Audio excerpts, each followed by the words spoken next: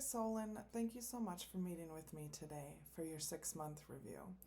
As you may know, before I conduct reviews for each of our employees here, I first meet with upper management to get any feedback that they may like me to incorporate into my discussions with the staff. I want you to know that we are really happy that you have joined us and feel that you are a great addition to the team here. You're a very personable and approachable person. You connect well with your coworkers. You have a positive attitude on a daily basis, and you've been very open to feedback. In fact, your sales numbers have really increased these past 3 months. It's really obvious that you took the advice to heart that was given to you at your last review, and you made the necessary adjustments to increase those sales numbers. I know your experiences at your last position were a little less competitive than they are here, and that your client base was comprised of a slightly different demographic pool. No? Yeah. Yeah. Well, sometimes adjusting to these kinds of things can take some time and attention. Working with different client bases can challenge us to master something called code switching. Are you familiar with that term? Yeah. Well, as someone who is also a first-generation graduate, I really struggled with this for some time. I come from a long line of blue-collar workers, and I worked for many years in home renovation stores, with creative community organizations, and in restaurants and bars. Switching to the corporate world took some real time to adjust to, and quite honestly, required a very different kind of education in professionalism, stress management, and self-control. Things that I just didn't learn at home or in college. Can you talk to me about how you're feeling in regards to your interactions with clients on the floor? Do you feel like you're able to connect with them with ease, or do you think you might be struggling to find some common ground? Yeah. Mm-hmm. And how do you feel about the way your presentation went last week? Mm-hmm. Yeah, I agree. I think that your level of discomfort was visible during your last presentation. You know, sometimes when we're nervous or feeling less than relaxed in a situation, we can tend to fidget, make poor grammar choices, present poor examples, or even use inappropriate humor in an attempt to connect with people and get them to like us, which can oftentimes have the very opposite effect. This not only can reflect negatively on the company, but it can really take a toll on our own self-esteem, confidence level, and even mental health over time. Because I've been through this same transition, I'm hoping that you might feel comfortable brainstorming with me on some ways that we can get you to a place where you feel empowered to approach our client base with confidence and professionalism while still feeling genuine and authentic.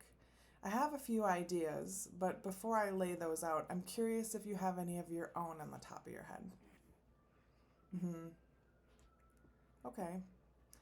Those are some great thoughts. I also am not comfortable learning new things publicly.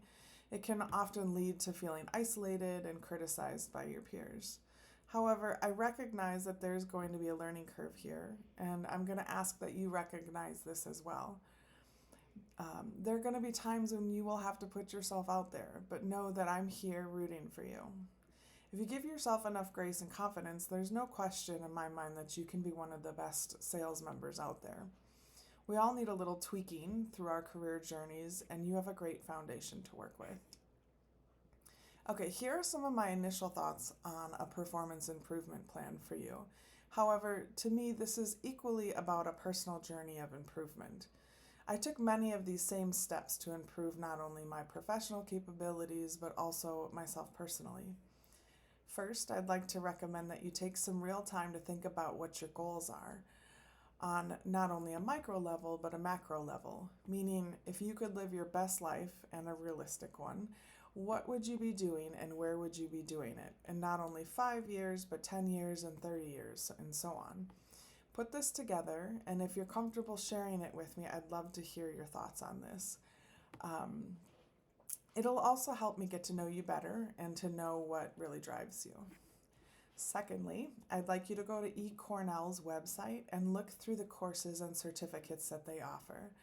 Pick out some courses and or certificates that you can think of that would be really relevant to the goals that you listed out. And then we can take a look at those together next week. The company has offered to pay for one certificate from eCornell. Ideally, I'd like to see you get some training in stress management, self-awareness, and character development, but I'm open to seeing what stands out to you. And lastly, I think you could really benefit from a course on public speaking. I've heard great things about Toastmasters, and I think eCornell may offer one as well. So take some time to look into this in addition to the eCornell certificate, because upper management has offered to pay for this as well. Okay, so do you have any thoughts or suggestions? Mm-hmm. Yeah. Well, that's actually a valid question, and I agree. We can definitely reduce your sales expectations while you're attending these courses. Okay, well, let's meet again the same time next week with your findings, and then we'll lock in courses that you can take.